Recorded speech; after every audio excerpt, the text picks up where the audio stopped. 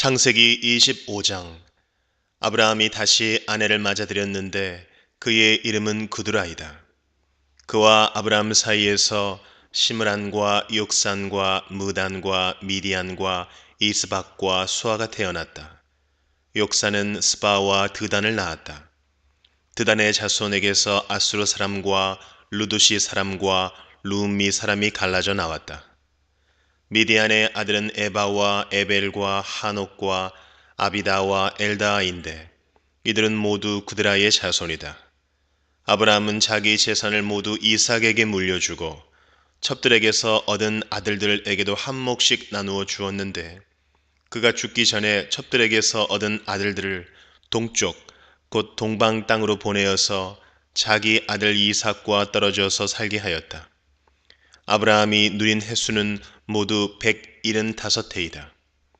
아브라함은 자기가 받은 목숨대로 다 살고 아주 늙은 나이에 기운이 다하여서 숨을 거두고 세상을 떠나 조상들이 간 길로 갔다. 그의 아들 이삭과 이스마엘이 그를 막벨라 굴에 안장하였다. 그 굴은 마므레 근처 햇사람 소할의 아들 에브론의 밭에 있다. 그 밭은 아브라함이 햇사람에게서 산 것이다. 바로 그곳에서 아브라함은 그의 아내 사라와 합장되었다. 아브라함이 죽은 뒤에 하나님은 아브라함의 아들 이삭에게 복을 주셨다. 그때 이삭은 부엘라 헤로이 근처에서 살고 있었다. 사라의 여종인 이집트 사람 하갈과 아브라함 사이에서 태어난 아들 이스마엘의 족보는 이러하다. 이스마엘의 아들들의 이름을 태어난 순서로 따라서 적으면 다음과 같다. 이스마엘의 맏아들은 느바요시다. 그 아래는 게달과 아브엘과 밉삼과 미스마와 두마와 마사와 하닷과 데마와 여드루와 나비스와 게드마가 있다. 이 열둘은 이스마엘이 낳은 아들의 이름이면서 동시에 마을과 부락의 이름이며 또한 이 사람들이 세운 12지파의 통치자들의 이름이기도 하다. 이스마엘은 모두 137회를 누린 뒤에 기운이 다하여서 숨을 거두고 세상을 떠나 조상에게로 돌아갔다. 그의 자손은 모두 하윌라로부터 수르 지방에 이르는 그 일대에 흩어져서 살았다. 수르는 이집트의 동북쪽 경계 부근 아시리아로 가는 길에 있다. 그들은 모든 형제들과는 적대감을 가지고 살았다. 다음은 아브라함의 아들 이삭의 족보이다. 아브라함이 이삭을 낳았고 이삭은 40살 때에 리브가와 결혼하였다. 리브가는 밧단 아람의 아람 사람인 부두엘의 딸이며 아람 사람인 라반의 누이이다. 이삭은 자기 아내가 임신하지 못하므로 아내가 아이를 가지게 해달라고 주님께 기도하였다. 주님께서 이삭의 기도를 들어주시니 그의 아내 리브가가 임신하게 되었다. 그런데 리브가는 쌍둥이를 베었는데 그 둘이 태 안에서 서로 싸웠다. 그래서 리브가는 이렇게 괴로워서야 내가 어떻게 견디겠는가 하면서 이 일을 알아보려고 주님께로 나아갔다. 주님께서 그에게 대답하셨다. 두 민족이 너의 태 안에 들어있다. 너의 태 안에서 두 백성이 나뉠 것이다. 한 백성이 다른 백성보다 강할 것이다. 형이 동생을 섬길 것이다. 달이 차서 몸을 풀 때가 되었다. 태 안에는 쌍둥이가 들어있었다. 먼저 나온 아이는 살결이 붉은 데다가 온몸이 털투성이어서 이름을 에서라고 하였다. 이어서 동생이 나오는데 그의 손이 에서의 발 뒤꿈치를 잡고 있어서 이름을 야곱이라고 하였다. 리브가가 이 쌍둥이를 낳았을 때에 이삭의 나이는 60살이었다. 두 아이가 자라 에서는 날쌘 사냥꾼이 되어서 들에서 살고 야곱은 성격이 차분한 사람이 되어서 주로 집에서 살았다. 이삭은 에서가 사냥해 온 고기의 맛을 들이더니 에서를 사랑하였고 리브가는 야곱을 사랑하였다. 한 번은 야곱이 죽을 끓이고 있는데 에서가 허기진 채 들에서 돌아와서 야곱에게 말하였다. 그 붉은 죽을 좀 빨리 먹자. 배가 고파 죽겠다. 에서가 붉은 죽을 먹고 싶어 하였다고 해서 에서를 에돔이라고도 한다. 야곱이 대답하였다. 형은 먼저 형이 가진 맏아들의 권리를 나에게 파시오. 에서가 말하였다. 이것 봐라, 나는 지금 죽을 지경이다. 지금 나에게 맏아들의 권리가 뭐 그리 대단한 거냐? 야곱이 말하였다. 나에게 맹세부터 하시오. 그러자 에서가 야곱에게 맏아들의 권리를 판다고 맹세하였다.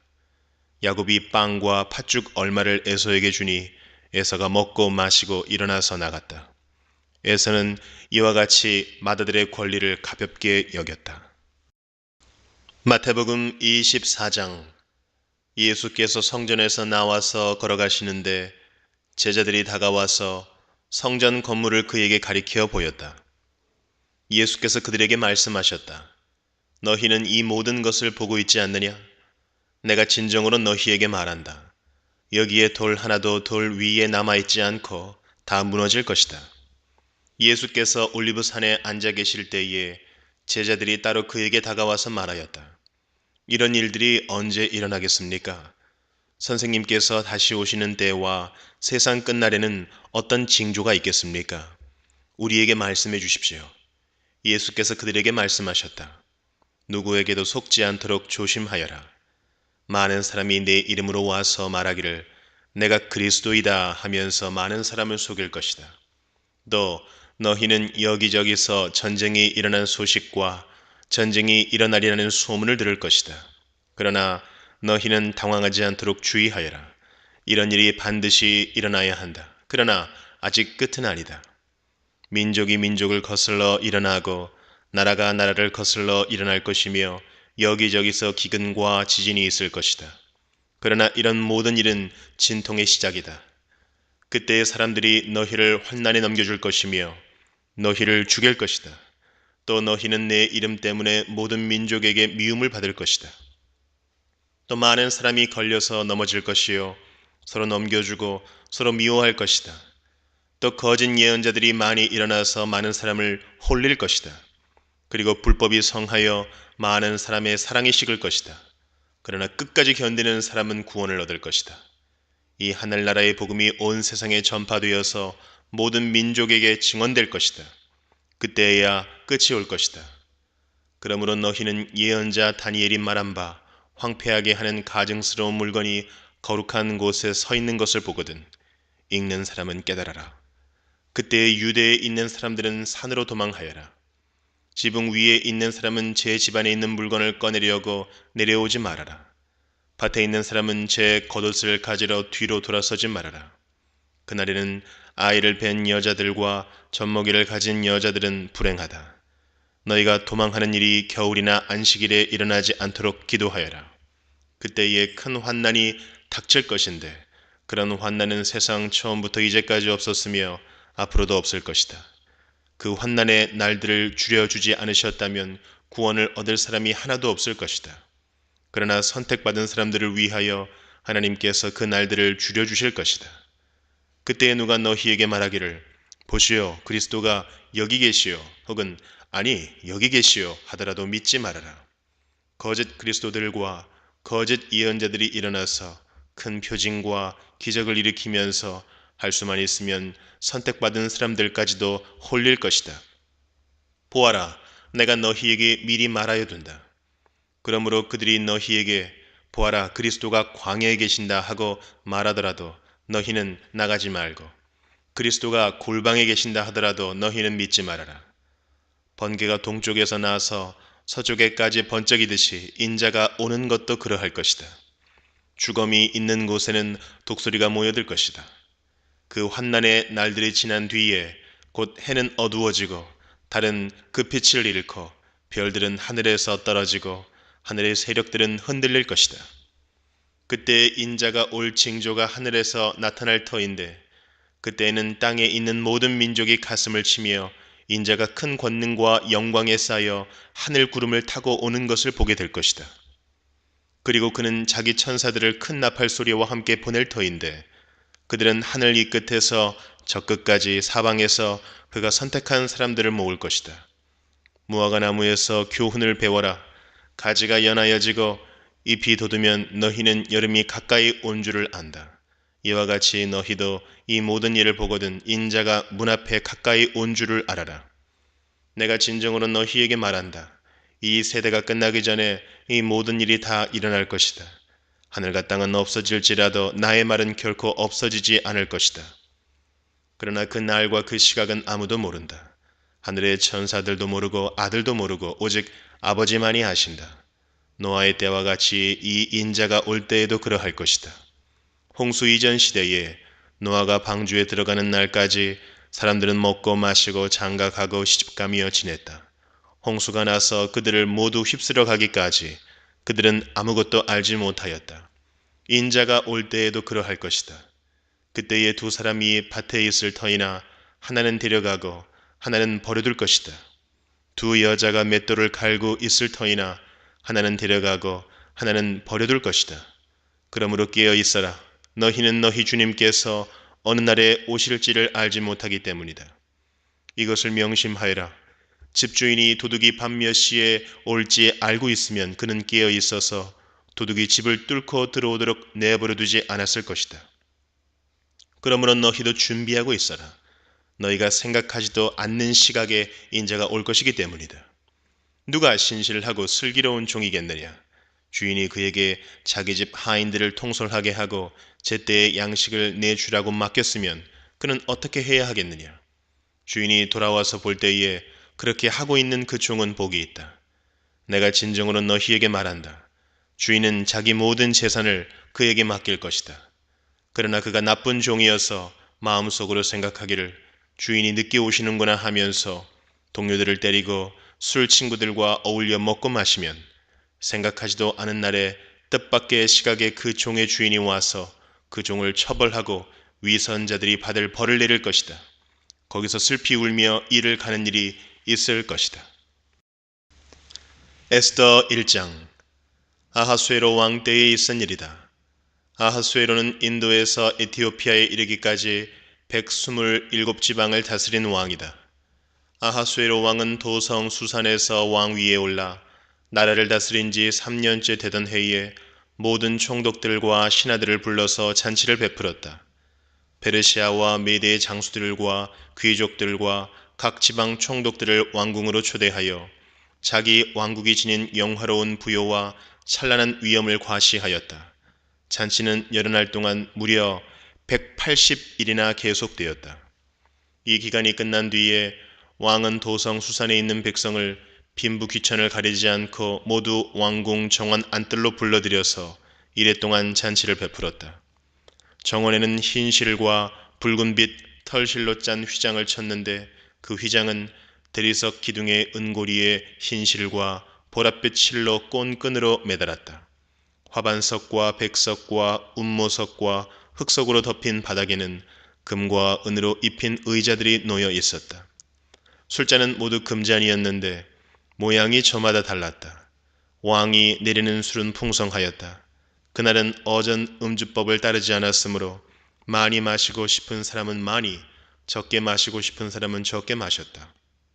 그것은 왕이 모든 술 심부름꾼에게 마실 이들이 원하는 만큼 따라주라고 지시하였기 때문이다. 와스디 왕후도 부인들을 초대하여 아하수에로 왕의 그 궁궐 안에서 잔치를 베풀었다. 이래가 되는 날에 왕은 술을 마시고 기분이 좋아지자 자기를 받드는 7 궁전 넷이 곧 무흐만과 비스다와 하르보나와 빅다와 아박다와 세달과 가르가스에게 이르기를 와스디 왕후가 왕후의 관을 쓰고 왕 앞으로 나오게 하라고 명령하였다. 왕후가 미인이므로 왕은 왕후의 아름다움을 백성과 대신들 앞에서 자랑하고 싶었던 것이다. 그러나 와스디 왕후는 내시들에게 왕의 명령을 전하여 듣고도 왕 앞에 나오기를 거절하였다. 이 소식을 들은 왕은 화가 몹시 났다. 마음속에서 분노가 불같이 치밀어 올랐다. 왕은 곧 법에 밝은 측근 전문가들과 이 일을 의논하였다. 왕이 법과 재판에 관하여 잘 아는 이들과 의논하는 것은 그 나라의 관례였다. 왕 옆에는 가르스나와 세달과 아드마다와 다시스와 메레스와 마르스나와 무무간 등 페르시아와 메대의 7 대신이 있어서 늘 왕과 직접 대면하여 의견을 나누었는데 그들은 나라 안에서 벼슬이 가장 높은 사람들이었다. 내시들을 시켜서 전달한 나 아하수에로의 왕명을 와스디 왕후가 따르지 않았으니 이를 법대로 하면 어떻게 처리해야 하오?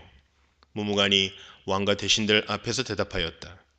와스디 왕후는 임금님께만 잘못을 저지른 것이 아니라 아하수에로 왕께서 다스리시는 각 지방에 있는 모든 신하와 백성에게도 잘못을 저질렀습니다. 왕후가 한 이 일은 이제 곧 모든 여인에게 알려질 것입니다.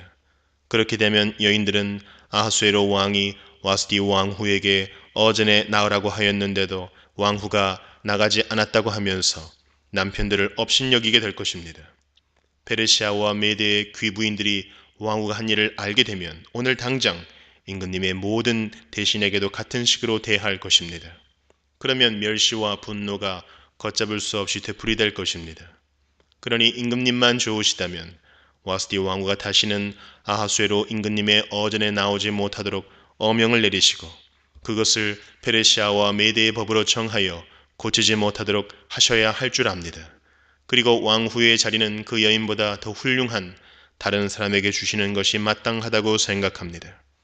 왕의 칙령이 이 큰 나라 방방곡곡에 선포되면 낮은 사람이고 높은 사람이고 할 것 없이 모든 여인이 저마다 자기 남편에게 정중하게 대할 것입니다. 왕과 대신들은 그의 말이 옳다고 여기고 왕은 즉시 무무간이 말한 대로 시행하였다. 왕은 그가 다스리는 모든 지방에 조서를 내렸다. 지방마다 그 지방에서 쓰는 글로 백성마다 그 백성이 쓰는 말로 조서를 내려서 남편이 자기 집을 주관하여야 하며 남편이 쓰는 말이 그 가정에서 쓰는 일상 언어가 되어야 한다고 선포하였다. 사도행전 24장.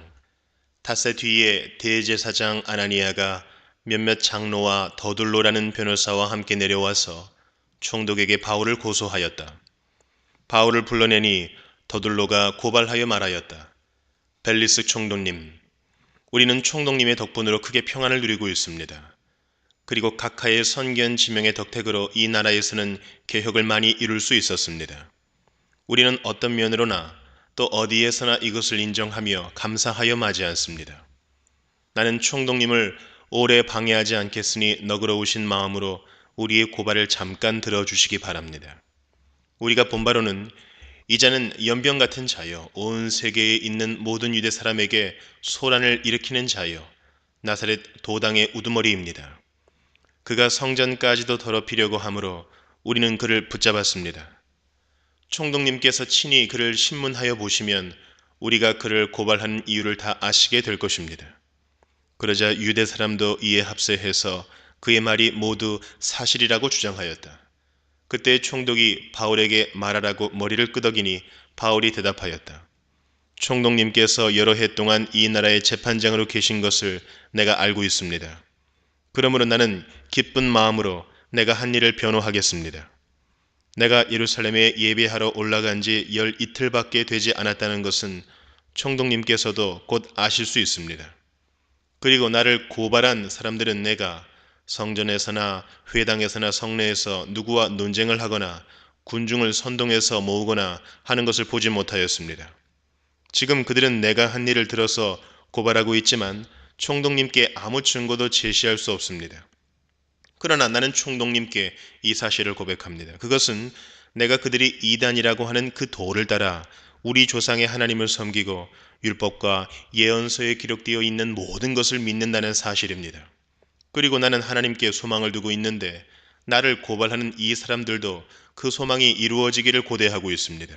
곧 그것은 의로운 사람들과 불의한 사람들의 부활이 장차 있으리라는 것입니다. 그러므로 나도 언제나 하나님과 사람들 앞에서 거리낌 없는 양심을 가지려고 힘쓰고 있습니다. 나는 내 결례에게 구제금을 전달하고 하나님께 제물을 바치려고 여러 해 만에 고국에 돌아왔습니다. 그들은 내가 제물을 바치는 절차로 성전에서 정결 예식을 행하는 것을 보았을 뿐이고 내가 작당을 하거나 소동을 일으키는 것을 보지 못하였습니다. 그 자리에는 아시아에서 온 몇몇 유대 사람이 있었는데 내가 한 일을 들어 고발할 것이 있으면 그 사람들이 총독님 앞에 나타나서 고발했어야 마땅할 것입니다. 그렇지 않으면 내가 의회 앞에 끌려가서 섰을 때에 이 사람들이 내게서 무슨 잘못을 찾아냈는지 그것을 말하라고 해보십시오.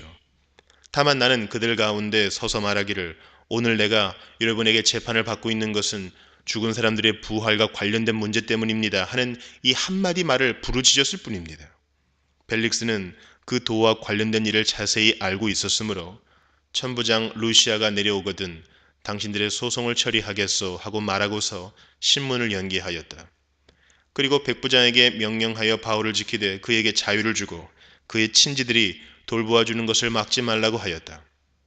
며칠 뒤에 벨릭스가 유대 여자인 자기 아내 드루실라와 함께 와서 바울을 불러내어 그리스도 예수를 믿는 믿음에 관하여 바울이 설명하는 것을 들었다. 바울이 정의와 절제와 장차올 심판에 관해서 말할 때에 벨릭스는 두려워서 이제 그만하면 되었으니 가시오. 기회가 있으면 다시 당신을 부르겠소 하고 말하였다. 동시에 그는 바울에게서 돈을 받을까 하고 은근히 바랐다. 그래서 그는 바울을 자주 불러내어 이야기를 나누었다. 2해가 지난 뒤에 보르기오 베스토가 벨릭스의 후임으로 직책을 맡게 되었다. 그런데 벨릭스는 유대 사람의 환심을 사고자 하여 바울을 가두어 둔 채로 내버려 두었다.